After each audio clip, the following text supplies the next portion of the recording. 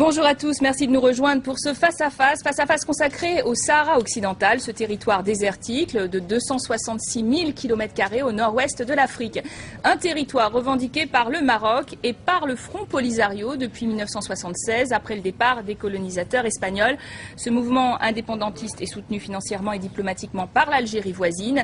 Et depuis le cessez-le-feu en 91, le Maroc contrôle et administre 80% du territoire contre 20% pour le Front Polisario. Alors, enjeu global qui dénote la rivalité hégémonique de l'Algérie et du Maroc dans cette région.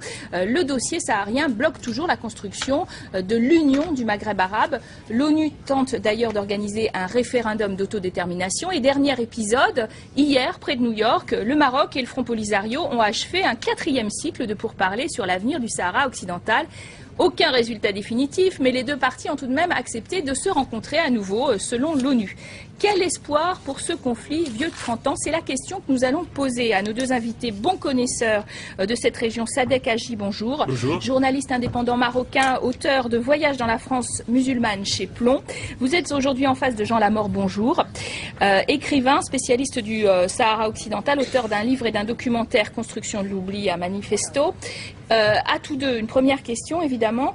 Est-ce que pour vous cette 4e session de négociation est concluante? On ne peut pas dire qu'il est concluant, puisque la partie adverse, le Polisario, ne bouge pas. Le Maroc a proposé une initiative d'autonomie qui a été saluée par les grandes démocraties, par la France, par l'Espagne, par la majeure partie des pays de l'Union européenne, par le secrétaire général de l'ONU lui-même, qui la considère comme une bonne base pour des négociations. Le Front Polisario reste un petit peu fixé sur sa position de base, à savoir le référendum, que le Maroc ne peut en aucun cas accepter pour de multiples raisons que peut-être je développerai par la suite.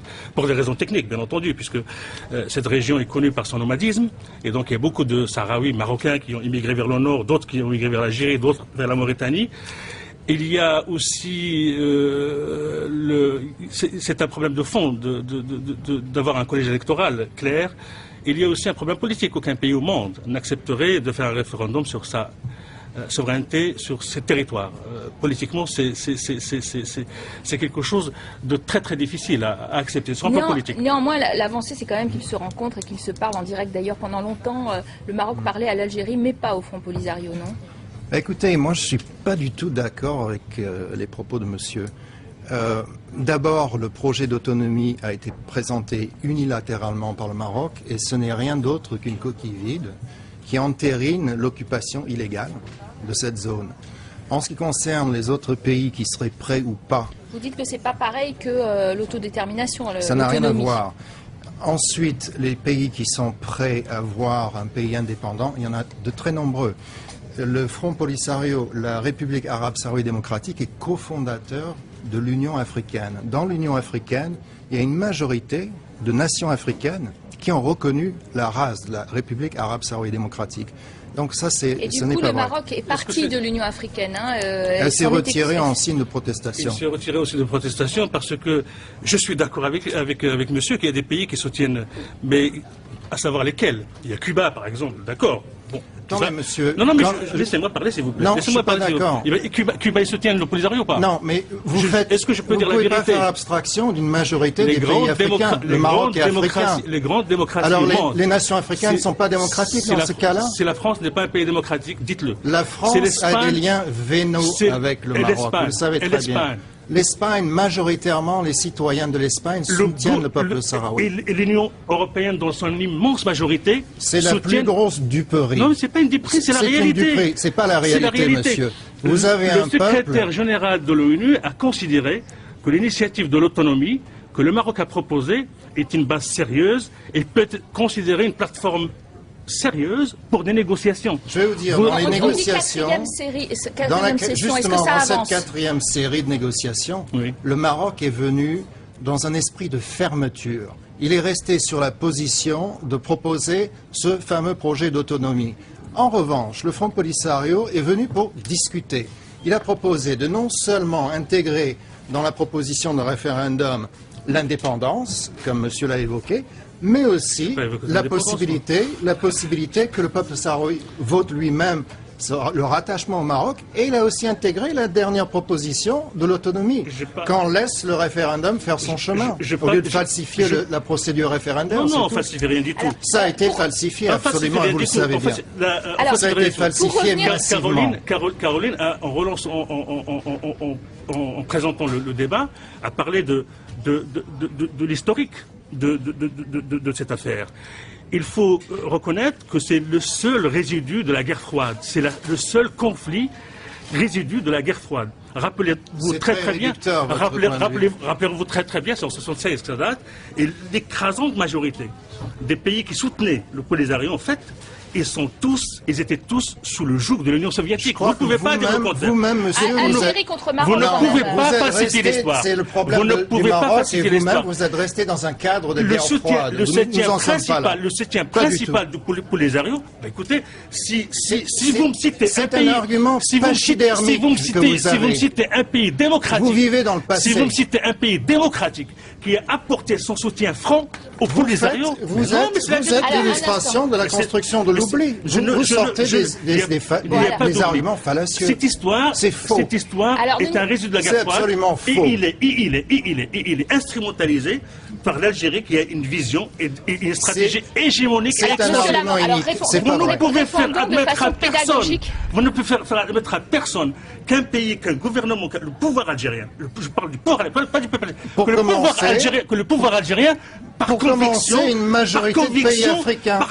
Par conviction, quelle gentillesse, par conviction, soutien, finance, bouge à droite, à gauche, pour une question de je sais pas quoi. Tout le monde connaît la nature du régime algérien. C'est faux, vous vivez dans le passé. Quel passé?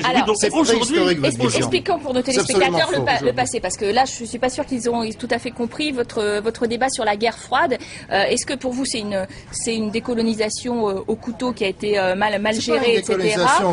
Et puis, c'est un problème de conflit de guerre froide qui s'est transformé en problème régional très important, il faut le dire. Écoutez, la guerre froide, elle est finie. En revanche, ce qu'il y a eu, c'est une invasion extrêmement opportuniste de la part de la monarchie marocaine. S'appelle la Marche verte. C'était la plus grosse duperie de l'histoire du monde moderne, où 350 000 Marocains, citoyens, civils, ont envahi pacifiquement cette zone qui était déjà en processus de libération. Il faut savoir que l'ONU a stipulé en 65, avec la résolution 1415 devant le Conseil de l'Assemblée générale, que ce pays, ce peuple était en droit à un processus d'autodétermination. Il était considéré comme colonisé. Sur ce fait, lors de la mort de Franco, quand l'Espagne s'est retirée, l'Espagne avait déjà dit que le peuple sahraoui allait hériter. Monsieur parle de nomades. C'est une thèse récurrente. On parle de gens sans terre. C'est absolument faux. Combien, on a du mal d'ailleurs à évaluer qui habite cette région. Quel est son intérêt? Peut-être il y a un intérêt économique aussi de cette région dont on parle pas. Bien sûr, il y a des intérêts économiques, mais majeurs. Quelle population et quels intérêts économiques? Alors, dans les territoires illégalement occupés par la monarchie marocaine, colonisés, où il se passe aujourd'hui, alors que nous parlons, des infractions aux droits de l'homme, mais inacceptables, des tortures, des arrestations arbitraires. On parle du Tibet. Laissez-moi dire une chose, s'il vous plaît. Vous ne trouvez pas au Maroc, de l'extrême droite à l'extrême gauche actuellement, quelqu'un qui est contre, qui est opposé à l'initiative marocaine, parce que vous parlez de la monarchie. Les Marocains, y compris ceux qui étaient, aux arrestations, aux tortures. Vous parlez de quelle initiative? Ceux qui ont soutenu le Polisario par affinité idéologique, puisque le Polisario, c'est pas un mouvement de libération, comme vous le répétez. C'est un mouvement qui était, vous avez lu toute la littérature politique du Polisario dans les années 70. C'était une littérature politique idéologique, qui reste toujours idéologique, qui était là, révolutionnaire, le peuple sahraoui, qui c'est un rentrait peuple dans un schéma démocratique. castriste tel que Zanzibar, etc. Vous vivez dans le passé, il n'y a rien de castriste. En revanche, le Maroc, c'est une tyrannie aujourd'hui. Ce n'est pas une tyrannie, le Maroc. Regardez ce qui se passe au Sahara. C'est une démocratie dans la région, vous le dites vous. C'est absurde. Vous le dites vous. C'est la réalité, mais laissez à l'opinion publique internationale juger le Maroc, qui le juge tous les jours. Non, ça vous le dites. Pas vrai. Parce que vous êtes stalinien, voilà, c'est pour ça que vous le dites. C'est absurde ce que vous dites. Vous le dites. Vous vivez dans les années 70. Vous êtes la monarchie, mais les plus grandes démocraties les plus grandes démocraties mondes sont des monarchies, monsieur. Pour plus de compréhension pour nos téléspectateurs qui ont du mal à suivre quand tout le monde parle en même temps, pour vous, est-ce que justement on dit ça empoisonne la région? Est-ce que c'est une rivalité finalement de pouvoir entre Maroc et Algérie qui se joue là aussi et qui empêche l'évolution? Il n'y a pas de rivalité. La question c'est entre le Front Polisario qui représente le peuple sahraoui et les autorités marocaines. L'Algérie n'a rien à voir dans le débat. D'ailleurs, Ban Ki-moon n'a pas invité l'Algérie aux discussions à Manhasset. C'est clair et net. Le Front Polisario a autorité de corps diplomatique aujourd'hui. Il représente le peuple sahraoui. Si à une époque, il y a eu des affinités avec des pays marxistes, ça c'est une chose. Il y a d'autres pays aussi. Mais on peut pas balayer d'un revers de main la majorité des nations africaines qui elles-mêmes sont issues de luttes après récentes pour leur indépendance en disant que ce sont des dictatures. Je reviens dessus. Les agissements de la monarchie marocaine au Sahara occidental aujourd'hui sont inacceptables. C'est de l'ordre de la tyrannie. Marocain avec sa monarchie. Je ne suis pas du tout d'accord. C'est pas une affaire locale, monsieur. C'est un des conflits qui doit être résolu. Trouvez-moi un Marocain. Vous dites la monarchie. Les Marocains ne savent pas. Ils sont mal informés. Ils ne savent pas ce qui se passe au Sahara occidental. Je suis désolé. Si vous voulez bien, je reviens à la question. À qui vous pouvez expliquer, sincèrement, regardez les yeux dans les yeux, à qui vous pouvez expliquer que des dizaines de milliers de personnes puissent bloquer toute une région des millions, l'avenir de millions de personnes du Maghreb? À qui vous pouvez l'expliquer? Alors que la France, l'Espagne... Qui bloque? C'est le Polisario qui bloque. Non, je ne suis pas d'accord. Le Polisario ne bloque pas. Le Polisario cherche une solution. Vous n'avez pas suivi les discussions à Manhasset. À qui vous pouvez expliquer sincèrement que des dizaines... C'est un tissu de mensonges. Que des gens qui ne dépassent pas... C'est un tissu de mensonges, monsieur. Vous contredisez l'ONU. Dans la démographie... Vous contredisez les Nations Unies. Dans la démographie ne dépasse pas la population de 15e arrondissement de Paris, bloque l'avenir de toute une région de dizaines de millions de personnes. Pour vous, on ne doit pas considérer les droits d'un petit peuple. Je veux dire par là qu'il y a une puissance derrière qui s'appelle l'Algérie et qui veut jouer un rôle... La puissance derrière, c'est l'affinité. Non, non, je suis pas d'accord. Le gouvernement français est tenu par la monarchie marocaine presque comme un chien en laisse. C'est un sujet interdit, vous le savez. Pour avancer sur ce débat, je vous vois passionné, passionnant, mais passionné, c'est un débat passionnel. On voit rencontre après rencontre, on n'obtient pas effectivement de résultats. Est-ce que vous voyez pourtant un espoir quelconque pour ce conflit qui est né en 66? Je vais répéter, l'espoir il est là. Plus de 30 ans. L'espoir il est là, il est clair. À la dernière rencontre qui s'est terminée hier soir, le Polisario est venu en proposant des choses. Il a proposé, je le répète, 3 options pour un référendum. Les autorités marocaines sont bloquées. C'est le processus d'autonomie ou rien d'autre. C'est-à-dire le drapeau marocain, la monnaie marocaine, l'armée marocaine qui est déjà, et la police marocaine, qui est déjà en train d'arrêter et torturer les Sahraouis. On a titré Sahara occidental l'impasse. Est-ce que vous êtes tous les deux d'accord avec le titre? Elle vient pas des Sahraouis. Je considère sur un... Vous savez, le monsieur il est français, moi je suis marocain, et moi je le considère... Français, je suis américain. Vous êtes américain, c'est pas grave. Je veux dire par là qu'entre moi et un Sahraoui, il n'y a pas l'épaisseur d'une feuille à cigarette comme différence culturelle. Alors pourquoi vous les traitez comme ça? C'est une honte. Je les traite ici, mais vous êtes... Vous savez ce qui se passe dans la prison noire de l'Aïoun? Je peux vous dire... C'est abominable. Je peux vous dire, vous me les découvez en fait, parce que je suis marocain, je suis Sahraoui, moi. Je vais vous dire quelque chose. Laissez-le finir, monsieur Lavant, laissez-le finir. Vous n'êtes pas Sahraoui. Mais laissez-moi... Si, tous les Marocains sont Sahraouis. Tous les Marocains sont Sahraouis. C'est faux. La monarchie marocaine, c'est comme un rapace qui aurait avalé une pièce convoitée. C'est tout.